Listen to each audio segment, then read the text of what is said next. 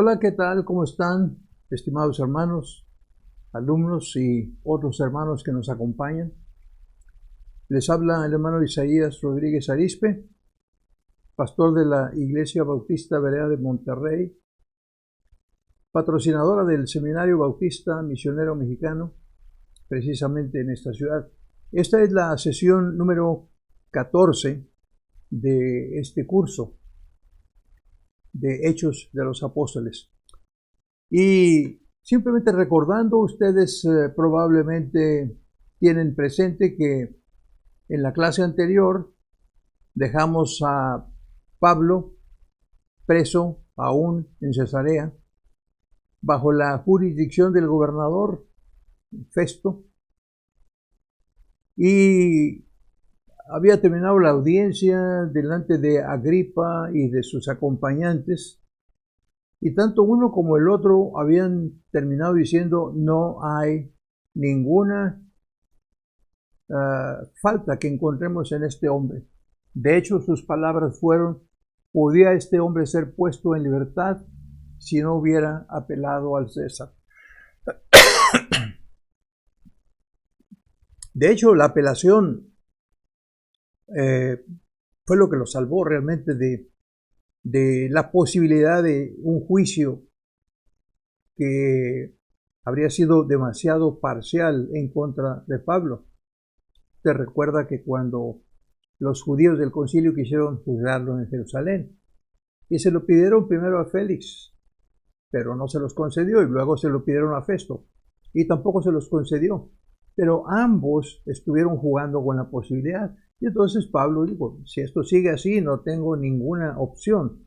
Así es que mi única opción es simple y sencillamente presentar una apelación. Como ciudadano romano que era, él tenía ese derecho. Y cuando termina la audiencia ante el rey Agripa y todo ello, entonces pues la conclusión es: pudiera haber quedado en libertad. Claro, la pregunta siempre nos queda: ¿y por qué no lo soltaron antes? ¿Por qué estuvieron jugando con eso? Pero tenemos que tomar en cuenta los planes eternos de Dios. Desde el principio, Dios le había dicho a Pablo, por conducto de Ananías, que era necesario que le fuera testigo del Evangelio ante reyes y gobernantes. Bueno, ha estado escalando en cuanto a grados. Allá en Jerusalén fueron meramente los del concilio, y después de eso se presentó ahí ante el gobernador, y luego ante el rey Agripa también, y todo, de modo que ahora el paso que sigue es un paso natural dentro de los planes de Dios. Pero como decíamos, al haber presentado la apelación, las autoridades no tienen otra alternativa más que mandarlo entonces a Roma para que se tramite su apelación. En esta sesión, reitero, la número 14 de nuestro programa semestral, el material que tenemos para considerar está basado en el capítulo 27 del libro de los Hechos, incluyendo los primeros 15 versículos, 16 versículos del capítulo 28. Ya estamos llegando casi a nuestro final. Por lo que toca a nuestro texto, se trata del capítulo 29 del libro de texto.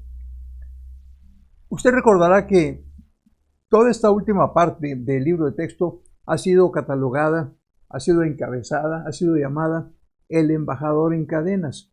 Y ahorita con este capítulo estaríamos llegando a la séptima parte.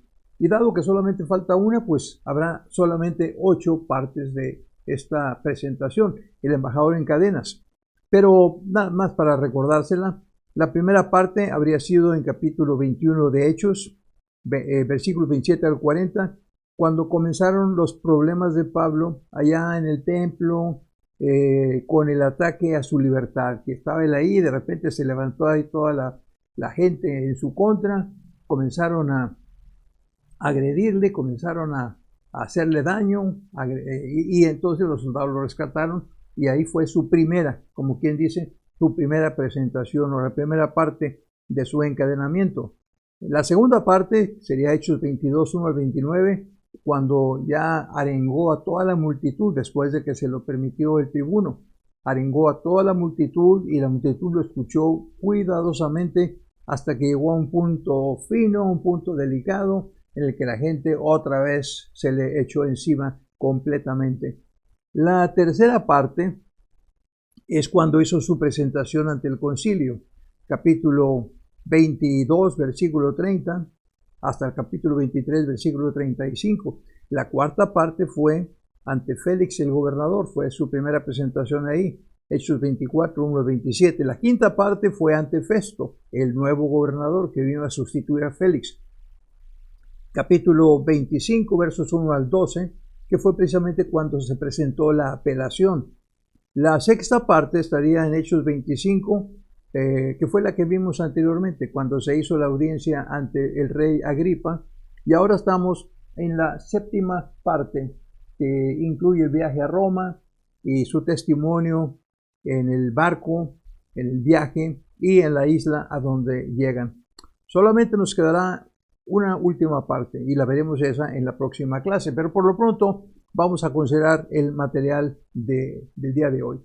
Como lo hicimos en la clase anterior, permítame sugerirle nada más un bosquejo para el estudio de este pasaje, que está muy largo en cuanto a texto, pero los temas creo que son fácilmente tratables. Estamos hablando de 54 versículos, es un largo trecho de la historia. Vamos a considerar la posibilidad de que sean 5 partes. La primera parte estaríamos hablando el capítulo 27, versos 1 al 8, en donde simplemente se aborda la nave, etcétera, y van ya caminando. Hablaremos de una o dos subdivisiones. La segunda sección principal sería del versículo 9 al versículo 11, cuando empiezan los diálogos de Pablo con el piloto, con el capitán de la nave, con la gente ahí de autoridad, el mismo centurión, avisándoles de sus temores del viaje. La tercera parte serían los versos 12 al 20, en donde salen en contra de la advertencia de Pablo y comienza la tempestad. La cuarta parte sería propiamente centrada en el viaje, en donde estuvieron a punto de perder la vida. Y la quinta sección será la llegada a la isla y después el periodo que pasó antes de llegar a Roma. Así que, entrando en materia, esa primera parte, luego los versículos del 1 al 8, el texto bíblico comienza diciendo así: cuando se decidió que habíamos de navegar para Italia. Y aquí luego comienzan las observaciones del lenguaje, del idioma, etc. Cuando se decidió que habíamos de navegar para Italia. ¿Quién es el que escribe? Bueno, sabemos que Lucas ha estado escribiendo este libro de historia. De manera que en este momento Lucas vuelve al escenario y usa la palabra relativa a la primera persona del plural, el nosotros. Cuando se dio que habíamos de partir, ¿quiénes habían de partir? Pues todos los demás, junto con el que escribe. De otro modo no se hubiera incluido. Lo curioso es que Lucas se había separado de esta narración desde el capítulo 21, versículo 18, que fue más o menos el momento en el que fue separado, por así decirlo, físicamente de su amigo, de su compañero, allá en Jerusalén, cuando la turba lo atacó a Pablo y se lo llevó y lo entregaron a los soldados, o más bien si los soldados no lo rescatan, ahí acaban con él. Ahí en ese momento Lucas quedó desconectado de la relación con Pablo. Por eso la forma gramatical también se modifica. De ahí en adelante son cosas que él ve, que él escucha, que él narra, pero no como una persona participando, sino como simplemente un espectador, como un historiador. Pero aquí vuelve otra vez a la forma plural. Por eso dice, cuando se decidió que habíamos. Entonces, cuando menos estamos hablando de Pablo y de Lucas. Pero ese habíamos incluye a algunos más. Dice el pasaje, entregaron a Pablo y a algunos otros presos a un centurión llamado Julio de la compañía Augusta.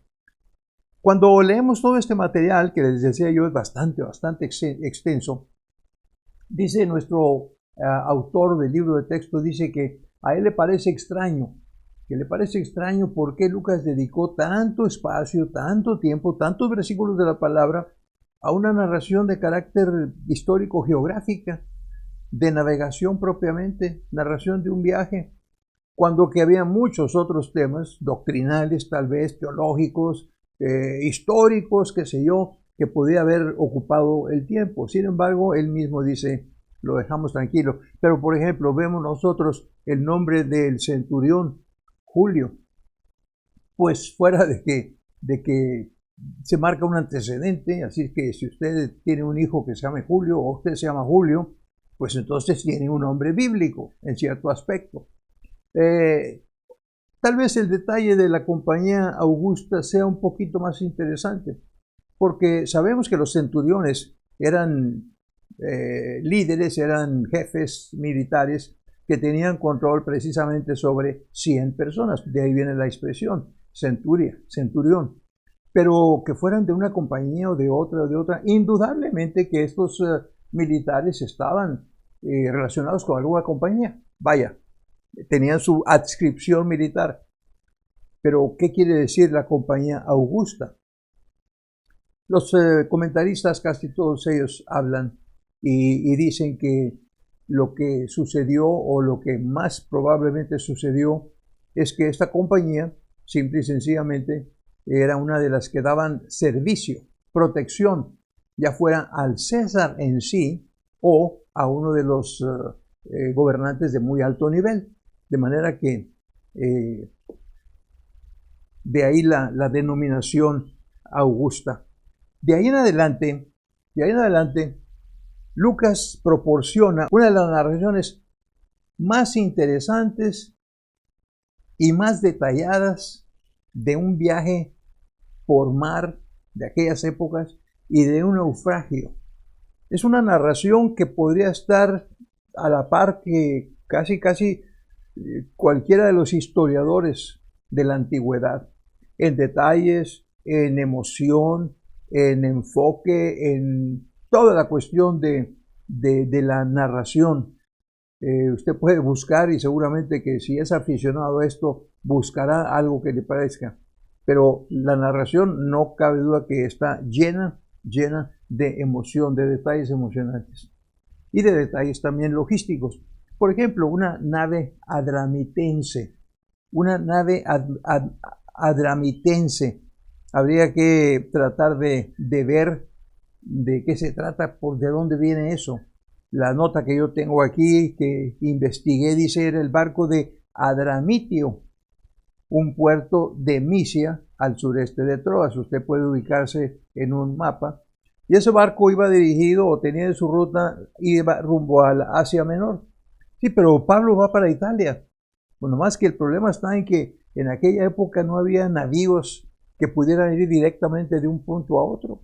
Y por más que Cesarea fue una ciudad importante dentro de la provincia romana bajo el gobierno de Festo, pues una cosa es que lo sea y una cosa es que sea importante para nosotros, para los judíos, y otra cosa es que fuera importante para el mundo antiguo. Si se trata de ir a Roma, el asiento del imperio, no hay una ruta que vaya directa, no hay que diga tomamos este barco de aquí y nos lleva directo hasta las costas ahí cercanas a Roma. ¿Qué es lo que hay que hacer? Simplemente hay que ir empezando a hacer conexiones. Es muy normal para los que están viajando. En este caso, este barco iba hasta un cierto punto, la costa de Asia Menor, y después de ahí habría que tomar otra nave. Junto con Pablo y Lucas y los otros prisioneros, dice, y embarcándonos en una nave adramitena que iba a tocar los puertos de Asia, zarpamos estando con nosotros Aristarco, macedonio de Tesalónica. Aristarco también es un personaje que viajó aquí, no tenía por qué viajar, él no era prisionero y él no era turista ni nada, pero él era amigo de Pablo y se dispuso a acompañar a Pablo para prestarle todo tipo de servicio, todo tipo de apoyo en que Pablo pudiera necesitar. Como vemos entonces, no solamente la presencia de dos amigos especiales como Lucas y Aristarco, sino también la consideración que le presta el centurión. Recordemos que ya en Cesarea a Pablo lo habían dejado prisionero, pero con ciertas libertades, ¿verdad? Él podía recibir visitas, él podía tener cierta libertad porque no era un prisionero cualquiera. De modo que yo creo que cuando dice la Biblia aquí que entregaron a Pablo y a algunos otros, es como si le hubieran hecho una entrega especial al centurión diciéndole: aquí va Pablo, aquí están todos los papeles porque él está tramitando una apelación. Lo más probable es que todos los otros prisioneros también tuvieran algún tipo de apelación, si no, ¿a qué iban a Roma? Pero Pablo era distinguido. Pablo era un prisionero especial y Pablo iba acompañado de estas dos personas, aparte de la recomendación que Julio había recibido también de las autoridades en Cesarea. Tan es así que un poco más adelante, dice en el versículo 3, al otro día llegamos a Sidón y Julio, tratando humanamente a Pablo, le permitió que fuese a los amigos para ser atendido por ellos. Imagínese. ¿Puede usted pensar en eso? Póngase usted en el lugar del centurión. Usted es Julio y lleva, ¿qué le diré?, un centenar de reos. Vamos a ver, había un mundo de gente en esa nave, pero digamos que eran un centenar de reos y entre ellos va Pablo y van otros más. Usted le da libertad en el primer puerto que tocan a este prisionero para que vaya y se deje atender o reciba atenciones de los amigos, de los hermanos que tiene ahí en Sidón, en alguna congregación cristiana. ¿Qué tal si no vuelve? ¿Qué tal si los otros 100 también quieren libertad? ¿Qué tal si de los que él libera a todos para que vayan y vengan, ya algunos no vuelven? Muy arriesgada la decisión de Julio. Ahora, no hizo nada de eso. Simplemente a Pablo se lo permitió por circunstancias especiales, pero no a nadie más.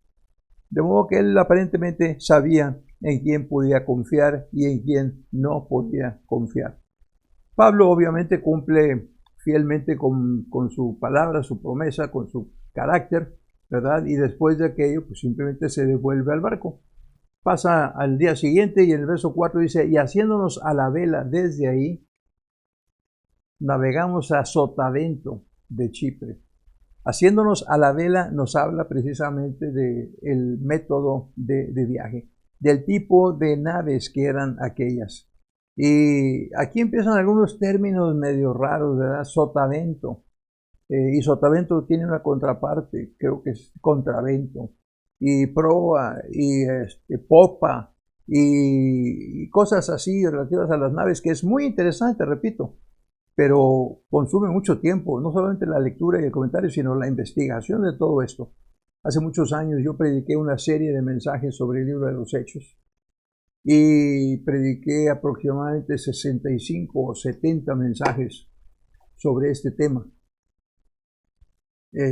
No tengo acceso a ellos ahorita por las circunstancias particulares que estamos teniendo, pero me habría gustado haber examinado el mensaje ese para ver qué tipo de investigación y qué tipo de comentarios incorporé yo a ese sermón, porque sería un documento pues bastante histórico. El hecho es que simplemente salieron de ahí de Sidón, ¿verdad? Y se fueron entonces rumbo a Chipre, dicen, porque los vientos eran contrarios. Esto nos hace pensar en más o menos qué fecha del año estaban viajando. Y nos ubica probablemente hacia los meses de septiembre u octubre, finales de septiembre u octubre. Un poquito más adelante vamos a tratar de ser un poco más precisos respecto de la fecha. Probablemente estamos hablando del año 58 o 59 de la era cristiana, por lo que toca al mes y al año. Pero ¿qué tienen que ver el mes y el año con la cosa de la navegación? Pues muy sencillo, ¿verdad? Los que saben de navegación saben que hay días y hay temporadas que son muy buenas para ello, porque los vientos son favorables, porque se puede contar con las corrientes o los vientos o las cosas que les dicen sus cosas técnicas. Pero llegan ciertos momentos en que ya no es tan prudente viajar, y menos si no se tiene el poder y la capacidad para controlar una nave. Y estamos hablando de naves que eran fácilmente presa del viento. Este barco, por supuesto, Lo que pasa es que desde el principio tenemos que decir, llevaba un cargamento bastante serio de trigo que iba a tener que ser entregado allá en Roma. Entonces, el verso 5, íbamos haciéndonos a la vela, navegamos a Sotavento de Chipre porque los vientos eran contrarios. Habiendo atravesado el mar frente a Cilicia y Panfilia, arribamos a Mira, ciudad de Licia, la parte un poquito más al sur de la provincia de Asia. Y aquí es donde el comandante pasa a su grupo al otro barco que iba a salir, como dije, con rumbo de Italia o rumbo a Italia llevando un cargamento de trigo. No podemos olvidar que Egipto en aquel entonces era el mayor proveedor de trigo para el Imperio Romano. Entonces, si usted ve el mapa del mar Mediterráneo, encontrará Alejandría en la parte norte de la costa del África y ese barco seguramente iba bordeando toda aquella zona, ¿verdad? Para ir recogiendo y entregando más artículos y luego finalmente cruzaba hacia la península itálica. Pero repito, los vientos se pusieron difíciles, la navegación se tornó lenta y problemática y finalmente tuvieron que parar y que buscar algún lugar. Llegaron, dice el verso 8, a un lugar que se llama Buenos Puertos, cerca de la cual estaba la ciudad de Lasea.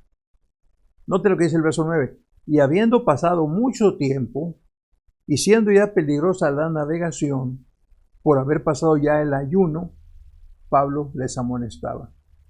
Si a usted le llama la atención qué es esto del ayuno, pues le diré entonces de qué se trata y le diré cómo esta fecha nos ayuda a ubicarnos precisamente en nuestro contexto. El ayuno se refiere precisamente a la celebración del día de la expiación, o también llamado para los judíos el Yom Kippur, en donde ellos tienen que hacer cierto tipo de ayuno ceremonial. Y para cuando dice aquí que ya había pasado el ayuno, entonces los historiadores se ponen a buscar en qué fecha cayó el día de la expiación, el famoso Yom Kippur, que los judíos ortodoxos siguen celebrando por todo el mundo y normalmente tiene lugar en los primeros días de octubre. Para este momento entonces debió haber sido al principio de octubre, de tal forma que probablemente para el día 4 o 5 de octubre del año 59, después de Jesucristo, fue uno de los días más tempranos en los que cayó el día de Yom Kippur. Así que, vista entonces nuestra primera sección, Hechos 27, 1 al 8, pasamos a la segunda. Pablo prevé el peligro de viajar en la fecha planeada y advierte al piloto, pero no es escuchado. Esa es una sección muy breve, donde dice simplemente, y habiendo pasado mucho tiempo, y siendo ya peligrosa la navegación por haber pasado ya el ayuno, Pablo les amonestaba, diciéndoles, varones, veo que la navegación va a ser con perjuicio y mucha pérdida, no solo del cargamento y de la nave, sino también de nuestras propias personas. Pero el centurión daba más crédito al piloto y al patrón de la nave que a lo que Pablo decía. Bueno, es normal. El piloto es el capitán, por así decirlo. Es el que marca las rutas de navegación y los momentos y las instrucciones náuticas y todo eso. Pero Pablo, ¿de dónde saca Pablo tanta autoridad? Bueno, lo que pasa es que Pablo había estado en bastantes viajes, vamos a decir así, y había tenido no pocas experiencias. Lo que sucede es que cuando una persona ha viajado mucho, normalmente le puede platicar a uno historias y lecciones aprendidas en un momento dado para decir, no hay que hacer esto, o hay que hacer aquello, o hay que tener mucho cuidado con esto, porque una vez que yo andaba en un viaje, etcétera, etcétera, y ese es el caso de la experiencia de Pablo. Pero sin embargo dice que el centurión se dejó persuadir por el piloto, consultó con Pablo, consultó con el piloto, consultó con el patrón de la nave, probablemente la palabra para referirse al dueño de la nave, al dueño del cargamento que iba para allá o al responsable de todo, y estas gentes opinaron diferente a Pablo. Bueno, ni hablar. No era lo de Pablo más que una mera opinión y lo hicieron a un lado y él no tenía absolutamente ninguna otra autoridad. Comenzamos la sección número 3, del verso 12 al 20, donde dice: la nave que partió en contra de la advertencia de Pablo es azotada por vientos tempestuosos. Y aquí se empieza a poner la cosa buena por lo que toca el viaje. Y siendo incómodo el puerto para invernar, la mayoría acordó zarpar también de ahí por si pudiesen arribar a Fenice, puerto de Creta, que mira al nordeste y sudeste, e invernar allí.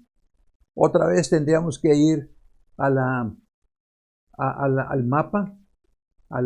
mapa bíblico, para nosotros poder ubicarnos, ¿verdad? Y tener un panorama ahí completo de dónde está Creta.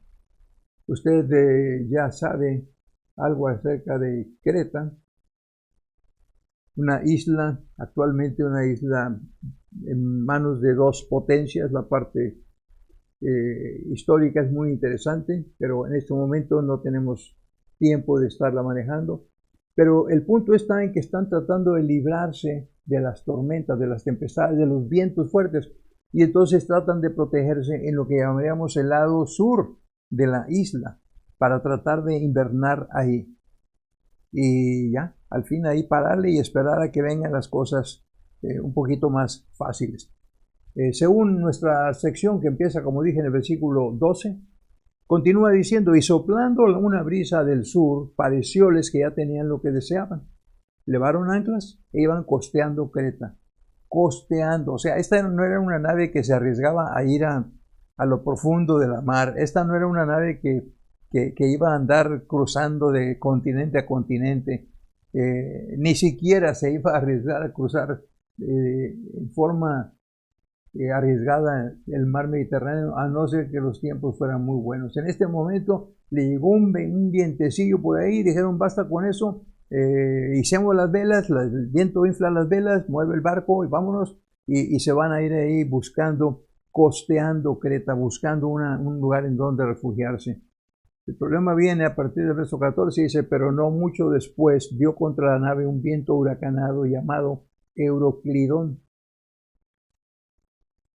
Así que viene la tormenta, y la nave, que no es una nave grande, que no es una nave de mucha capacidad, que no tiene mucho autocontrol, mucha autonomía, simplemente dice: siendo arrebatada la nave y no pudiendo poner proa al viento, nos abandonamos a él y nos dejamos llevar.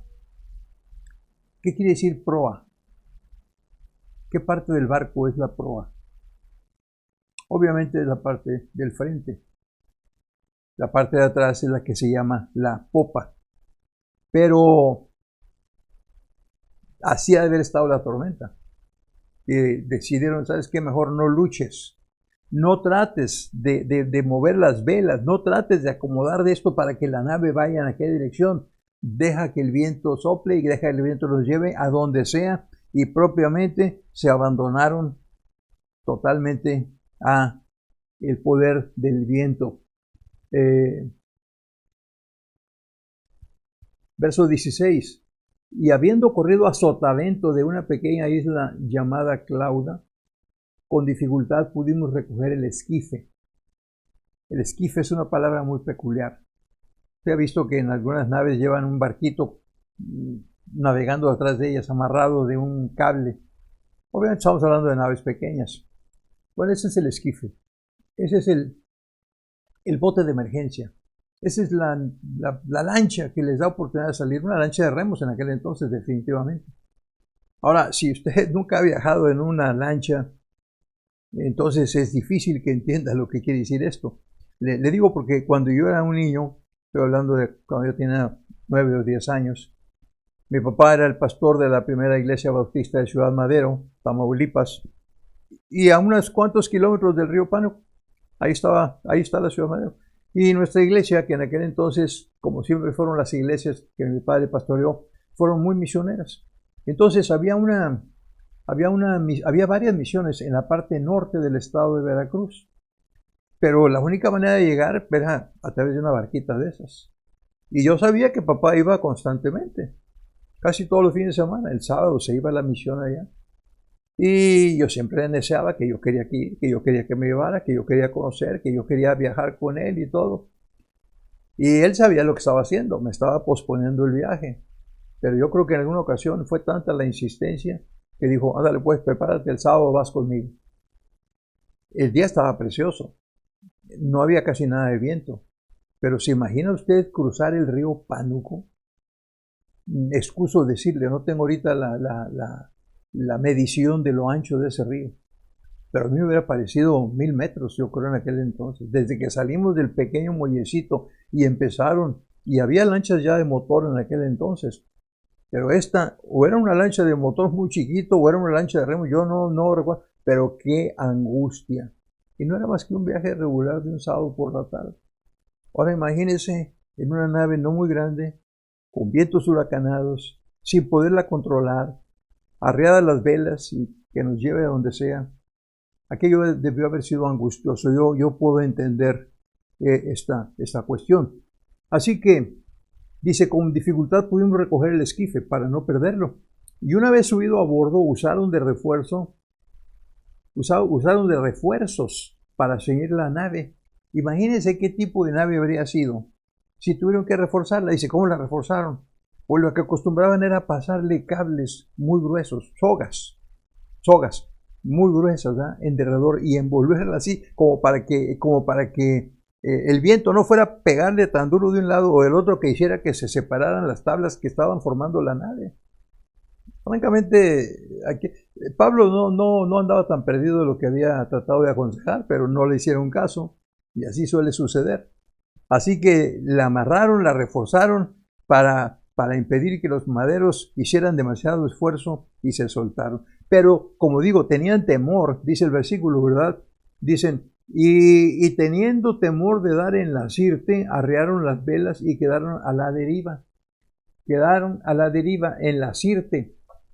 Voy a tratar de ponerle aquí el mapa de la página 580, lo más cerca que sea posible para que usted lo vea, ¿verdad? Y tratamos de ver si podemos ir siguiendo aquí la línea. Y aquí está la isla de Creta. Y aquí va, y la Sirte, estamos aquí, esta es la costa de África, la costa norte de África. Y si le pregunta a usted qué quiere decir la Sirte era simple y sencillamente unos bancos de arena muy famosos en la parte norte de la costa de África, en donde cuando venían tempestades así, los barcos simplemente iban a dar allá, y una vez en la arena encallaban y ahí se quedaban. No pocos restos de barcos ahí habían quedado. Estos no querían entonces que les pasara eso. Por eso dice, arriaron las velas y quedaron a la deriva. Pero siendo combatidos por una furiosa tempestad, al siguiente día empezaron a alijar. Alijar, otra vez, otro término muy náutico. Yo afortunadamente aprendí desde muy chico lo que querría decir. Como te digo, vivía yo en Ciudad Madero, y ahí no solamente estaba el río Pánuco muy cerquita, sino que la desembocadura del Pánuco, Tampico, es el primer puerto de México, al menos en aquel entonces lo era, creo que lo sigue siendo. ¿Y qué pasaba? Ahí entonces hay un gran sindicato que se llama el sindicato de los alijadores. Cuando yo era niño y oía, los alijadores eran los dueños, el sindicato era el dueño del equipo de béisbol Alijadores de Tampico. Yo pensé que era algo así como muy emocionante, una cosa. No, simplemente es que los alijadores eran los que trabajan en cargar y descargar una nave. Es el verbo alijar. Y cuando dice aquí que comenzaron entonces a alijar, lo que quiere decir es que empezaron a deshacerse de cosas que estaban de más en el barco, cosas de peso, cosas que podían lastimarles, cosas que francamente estaban de sobra, o al menos no eran tan importantes, y las empezaron a echar por la borda. Y al tercer día, con nuestras propias manos, arrojamos los aparejos de la nave. Aparejos de la nave. Sería interesante averiguar en detalle a qué se refiere. No tengo la información, se la encargo. Y no aparecía, aquí viene lo más dramático, y no apareciendo ni sol ni estrellas por muchos días, y acosados por una tempestad no pequeña, ya habíamos perdido toda esperanza de salvarnos. Y no lo dudo.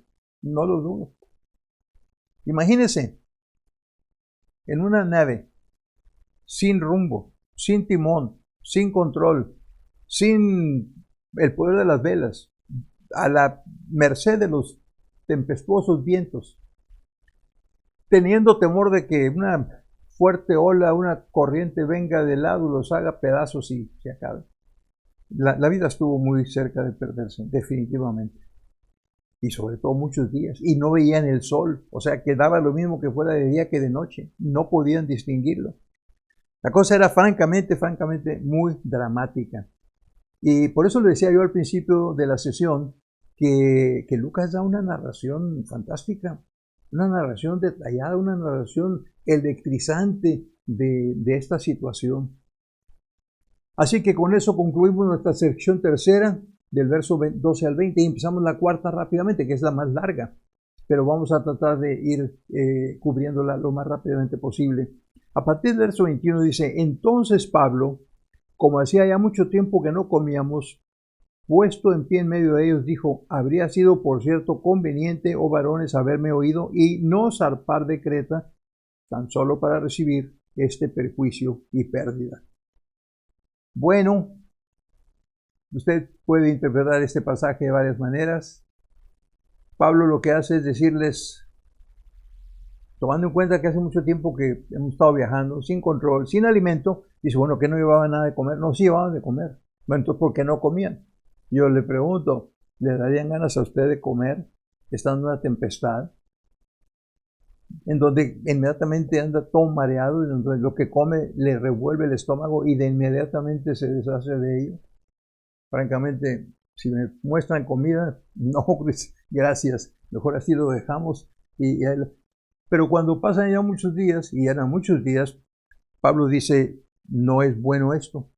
Había muchas personas ahí en el barco, acuérdense, más adelante en el versículo 37 nos da el dato, 276 personas, total, era lo que iba en el barco.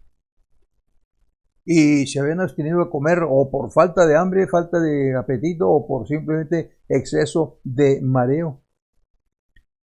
Pero Dios estaba ahí. Dios está siempre pendiente de los suyos. Y entonces Pablo les dice a partir del versículo 22, pero quería llamar la atención, Pablo dice, hubiera sido bueno que me hubieran hecho caso, pero no me hicieron caso, así es que ni hablar. No hablemos ya de eso, punto y aparte. Pero ahora, ¿qué les parece si comemos? Dice, pero ahora, verso 22, os exhorto a tener buen ánimo, pues no habrá ninguna pérdida de vida entre vosotros, sino solamente de la nave. Ahora, ¿de dónde sacó Pablo eso? Bueno, lo que dice es, porque esta noche ha estado conmigo el ángel de Dios, de quien yo soy y a quien yo sirvo. Aprovecha la oportunidad el apóstol para presentar aquí propiamente un testimonio, para decirles, ¿verdad? Definitivamente Dios está al tanto de nosotros y yo soy de Cristo, yo soy del Señor, yo soy esclavo de Dios. Tal vez dijo algunas otras cosas, ¿verdad? Pero Lucas solamente reporta esto. Dice, pero Dios me ha dicho, me ha comunicado esta noche a través de una revelación, me ha comunicado que todo va a estar bien. Vamos a perder la nave, pero todos vamos a sobrevivir. Así que tranquilos, animémonos, comamos. Qué interesante detalle. El prisionero Pablo comunicándoles a los demás su fe, diciéndoles, señores, yo creo en Dios. Y Dios me ha dicho esto. En la noche 14ª, todavía el viento los llevaba a la deriva en la dirección que soplaba a través del mar Adriático.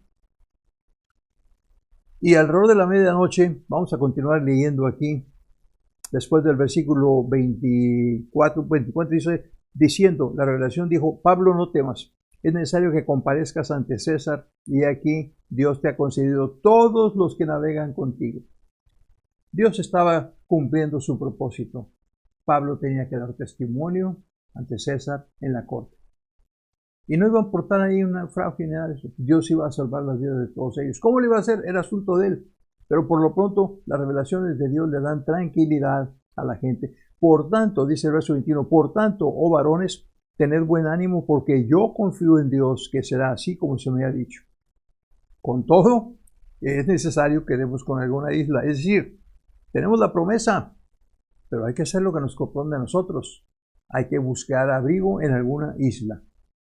Así que llega la 14ª noche, verso 27, y siendo llevados a través del mar Adriático, a la medianoche los marineros sospecharon que estaban cerca de tierra.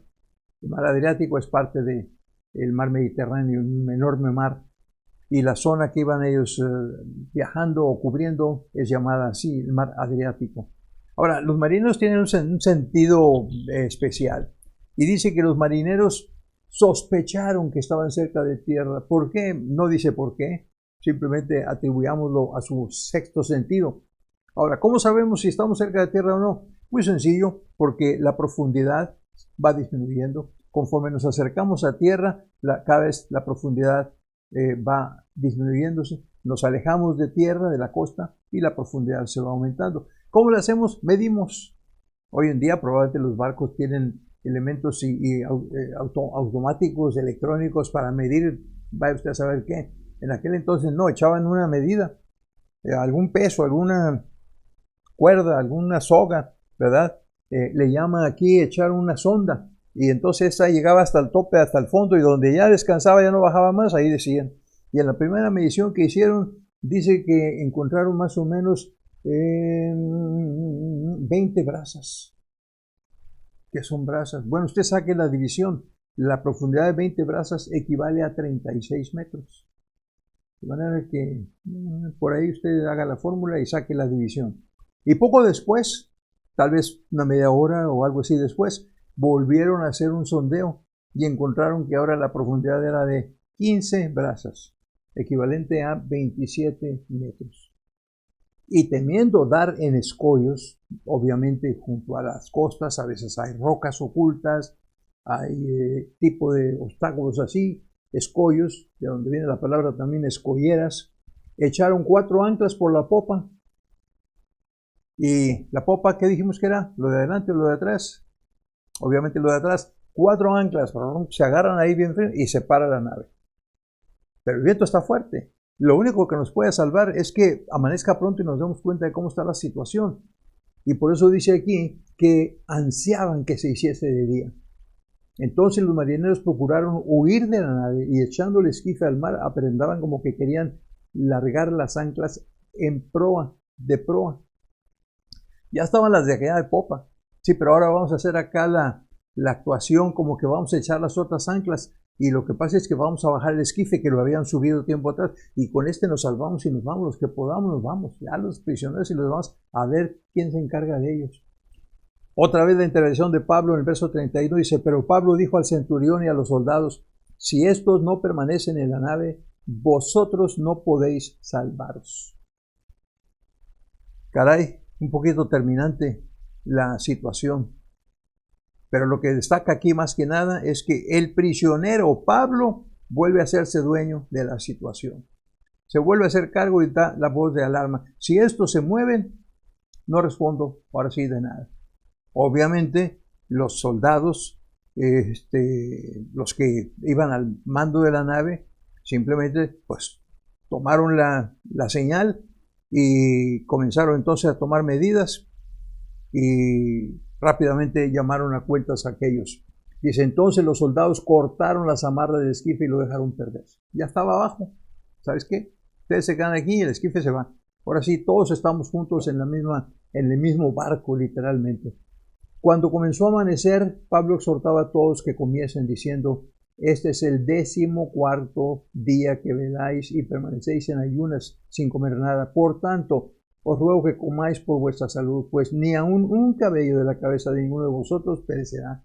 Qué fantástica promesa, qué fantástica seguridad la de Pablo. Ni siquiera un cabello de su cabeza se va a perder. Imagínense el valor de la vida de aquella gente. Y habiendo dicho esto, tomó el pan y dio gracias a Dios en presencia de todos y partiéndolo comenzó a comer. Entonces todos, teniendo ya mejor ánimo, ya estaban de día, comieron también. Y éramos todas las personas en la nave 276. Y ya satisfechos, aligeraron la nave echando el trigo al mar. ¿Se acuerda que le decía que llevaban trigo para llevar a Italia? Trigo que venía de Egipto. Se acabó. definitivamente. Pero aquí lo interesante, lo que yo quería llamar la atención de ustedes es el testimonio de Pablo. Miren, somos cristianos, somos siervos de Dios. Nos vemos a veces en situaciones muy difíciles. ¿Qué vamos a hacer? ¿Vamos a actuar como todos los demás? ¿Vamos a atemorizarnos? ¿Vamos a dejar de darle gracias a Dios? Las situaciones se pueden poner muy difíciles en la vida del hombre. Cuestiones de salud, cuestiones de trabajo, cuestiones de recursos, cuestiones de problemas en la iglesia, todo tipo de situaciones. No quiero ni siquiera pensar en la variedad de las 1001 situaciones que se presentan. Dios sigue siendo el mismo y Dios está pendiente de nosotros. Y nosotros en cualquier momento podemos levantarnos y dar gracias a Dios y dar ejemplo y dar testimonio de nuestra fe ante todos. Ahí había una congregación de más de 200 y pico de personas. Y Pablo no perdió su oportunidad, sino que aprovechó perfectamente bien aquello. Avancemos rápidamente a la última sección de nuestro capítulo 28. Del 27, perdón. A partir del versículo 44, del 39 al 44, dice: Cuando se hizo de día no reconocían la tierra, pero veían una ensenada que tenía playa, en la cual acordaron varar, si pudiesen, la nave. Todavía están esperando ver si la pueden controlar. Cortando pues las anclas, las de popa, las dejaron en el mar, largando también las amarras del timón, e izada al viento la vela de proa, enfilaron hacia la playa. Pero dando en un lugar de 2 aguas, hicieron encallar la nave, y la proa hincada quedó inmóvil, y la popa se abría con la violencia del mar.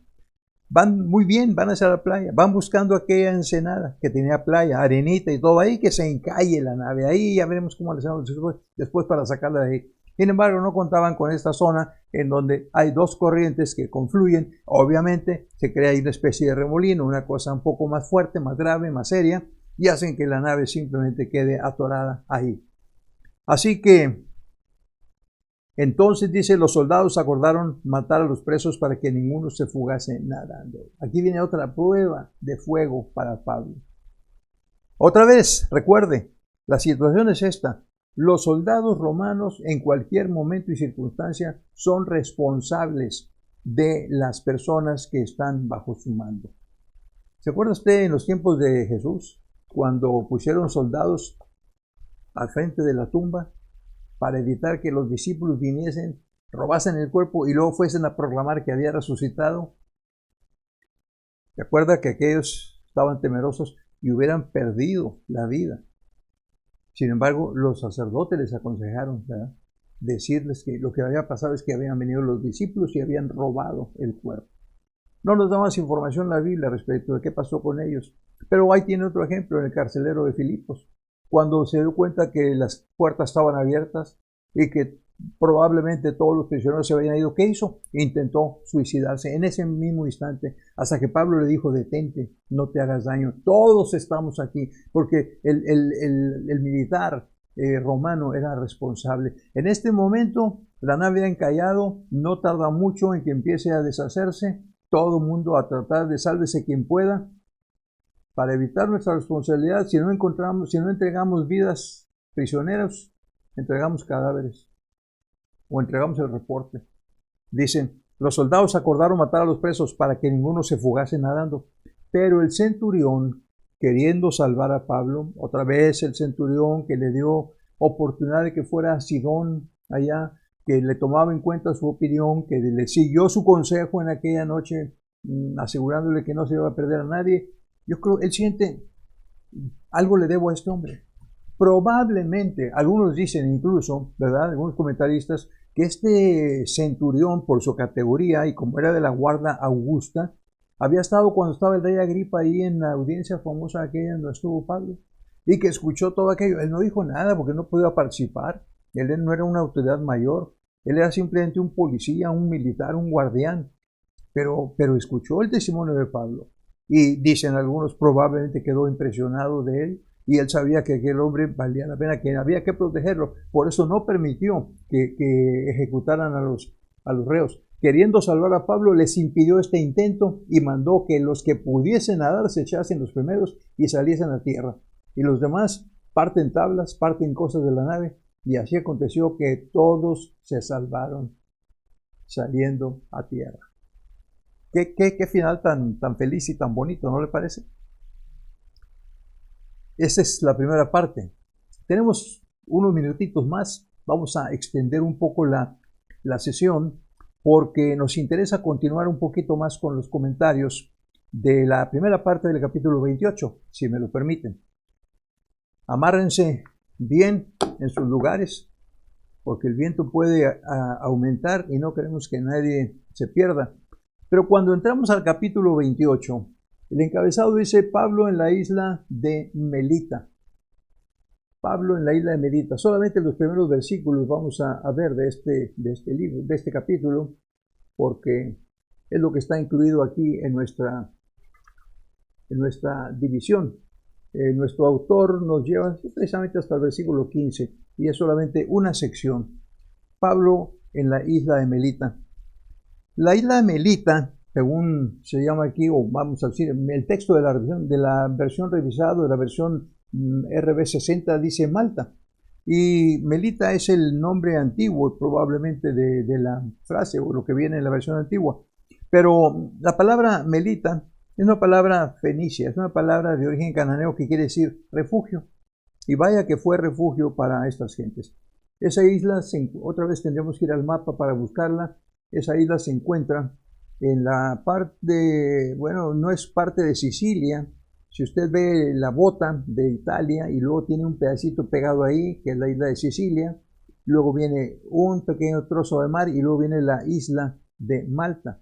Así se llama todavía hoy en día, la isla de Malta. Y dice aquí entonces que cuando ya estaban todos bien seguros, se enteraron que la isla se llamaba Malta.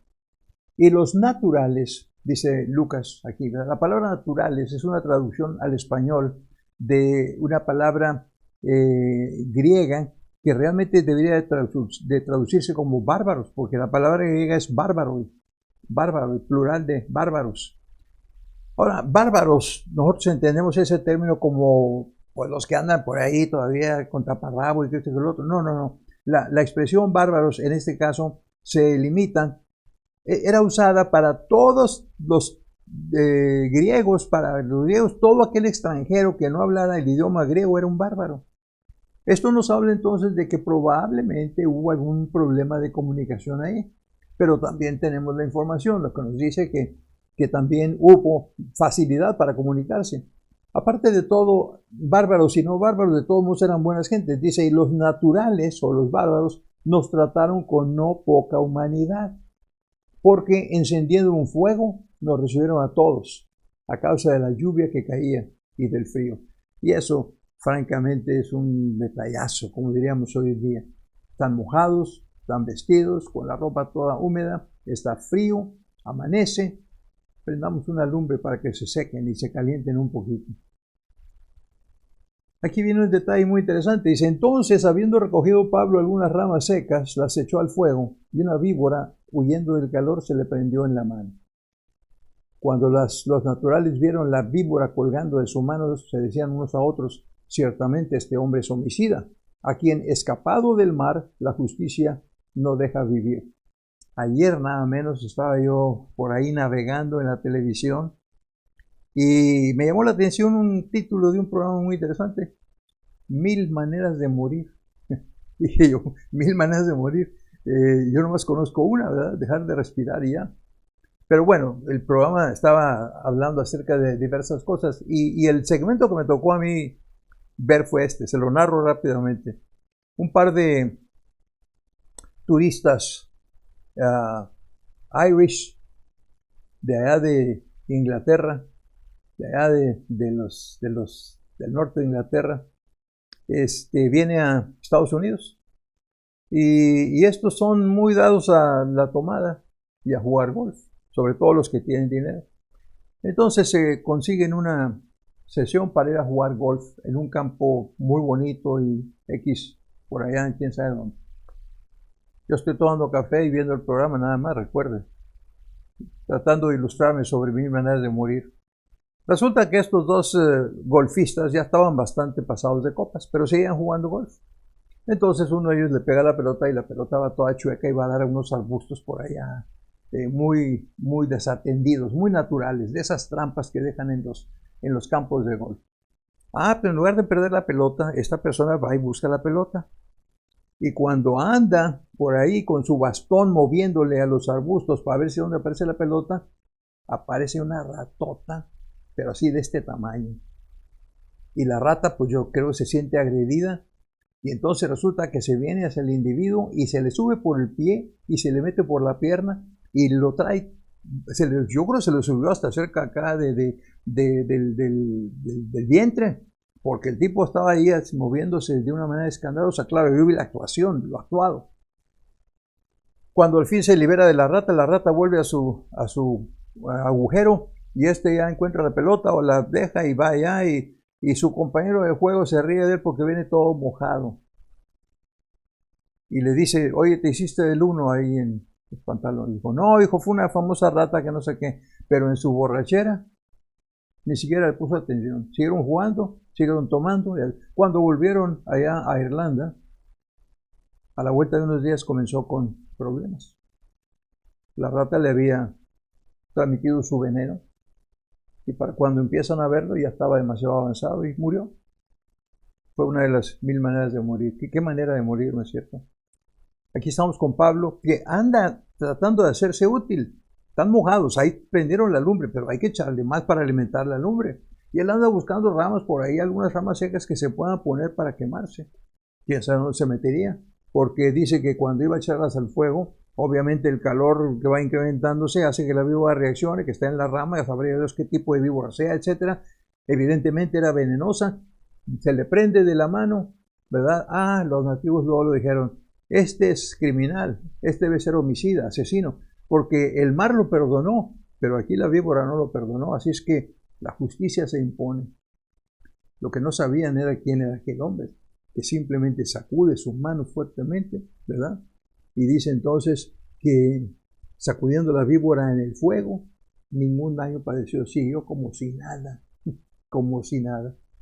No le recomiendo que haga esa prueba naturalmente porque usted no tiene ninguna garantía ni promesa de que no va a pasar nada.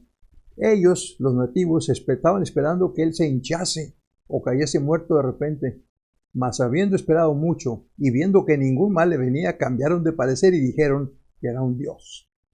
Qué contraste, ¿no? Qué cambio de considerarlo un homicida a considerarlo un dios.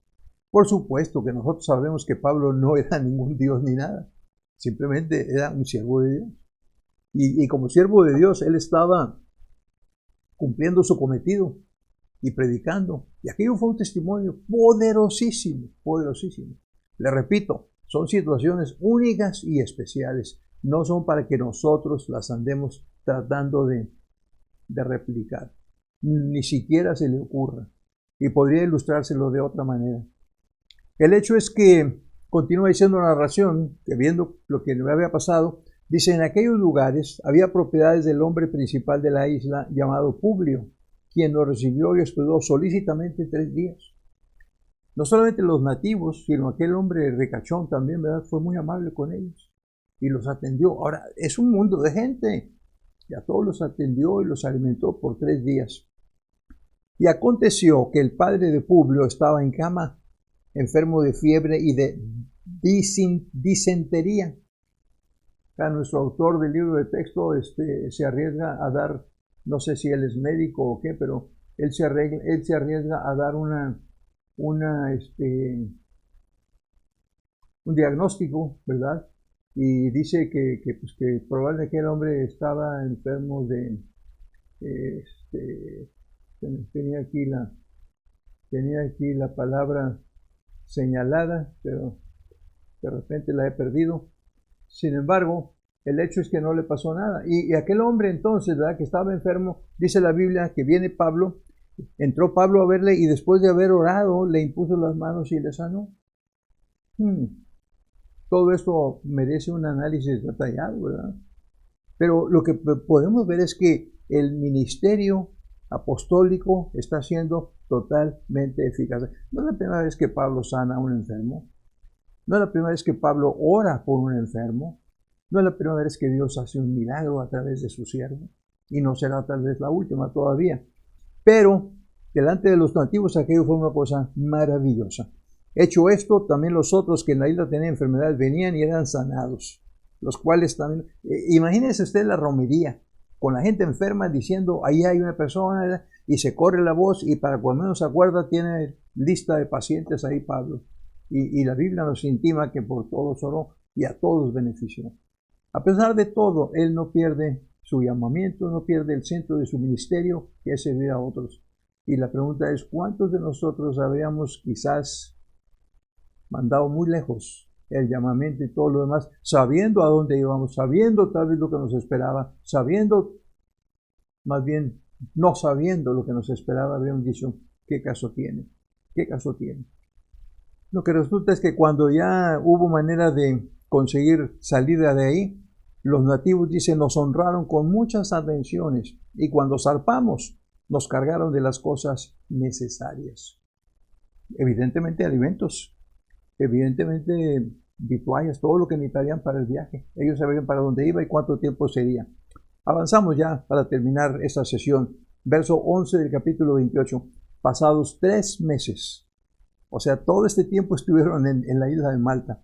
Pasados 3 meses, estamos hablando probablemente del mes de febrero ya del año 60. Acuérdese que esto empezó allá por octubre. Habíamos dicho que había pasado el ayuno y habíamos dicho que era principios de octubre. Pasó todo octubre, noviembre, diciembre, ¿verdad? Y probablemente ahora estamos ya casi entrando a enero o febrero. Pasados 3 meses nos hicimos a la vela en una nave alejandrina que había invernado en la isla, la cual tenía por enseña a Cástor y Pólux. Cástor y Pólux eran simplemente insignias de la mitología griega. No viene el caso en este momento perder tiempo o invertir tiempo en ello, nada más es un detalle que Lucas incluye, lo cual abona al detalle, a lo detallado de su narración. Y llegados a Siracusa, estuvimos ahí 3 días. De ahí, costeando alrededor, llegamos a Regio y otro día después, soplando el viento sur, llegamos al segundo día a Puteoli, donde habiendo hallado hermanos, nos rogaron que nos quedásemos con ellos 7 días y luego fuimos a Roma. Por lo visto ya para estos momentos Pablo está completamente al mando de la situación, ya no tiene mucho que consultar por aquí ni por allá, ya está a punto de ser entregado a las autoridades, por lo pronto él está tomando algunas libertades y disposiciones. Y pasamos al verso 15, dice, fuimos a Roma, de donde, aquí está un detalle bonito con el cual estamos concluyendo, de donde oyendo de nosotros los hermanos de Roma, salieron a recibirnos hasta el foro de Apio y las 3 tabernas. Y al verlos, Pablo dio gracias a Dios y cobró aliento. Apio, calculando, estaba alrededor de 70 kilómetros de Roma. Y obviamente 3 tabernas estaba alrededor de 55 kilómetros de Roma. El detalle aquí es que los que pudieron viajar un poco más, viajaron un poco más. Y los que no pudieron viajar tanto como hasta Apio, simplemente viajaron hasta 3 tabernas, y ahí entonces se reunieron con ellos. Y dice la expresión, ¿verdad? Que aquí Pablo dio gracias a Dios y cobró aliento. Cobró aliento quiere decir, recuperó su ánimo. Al ver a los hermanos tan dispuestos. Acuérdense que Pablo había escrito una carta a los romanos. Él nunca había estado en Roma. Él había escrito a los romanos diciéndoles que cuando yo vaya a España, pienso llegar ahí con ustedes. Bueno, el viaje a España no se sabe si lo hizo o no, pero finalmente está cumpliendo su promesa. De una forma u otra, está llegando a ver a los hermanos en Roma. Y eso, la bienvenida, la recepción, le hace pensar que después de todo, algo tiene Dios, algo especial tiene Dios para él ahí en Roma. Y dice, cuando llegamos a Roma, el centurión entregó los presos al prefecto militar, pero a Pablo se le permitió vivir aparte con un soldado que le custodiase. En la próxima sesión estaremos nosotros considerando la última parte de nuestro texto bíblico y de nuestro libro de texto. Ya estaremos llegando a ese punto en el que simplemente No se cierra la historia, se queda pendiente y estaremos averiguando más cosas al respecto. Mientras tanto, yo le sugiero a usted, hermano alumno regular de la clase, lea, repase, estudie, documéntese, prepárese. Con el favor de Dios, hoy es el martes 28 de abril. Con el favor de Dios, al final de esta semana o principios de la próxima, le haré llegar un documento especial de esos que yo preparo para que usted me diga qué tan preparado está y qué tanto aprovechó de este semestre, particularmente de la última parte. Y esperamos vernos muy pronto. Mientras tanto, le doy las gracias por su atención y que Dios lo bendiga.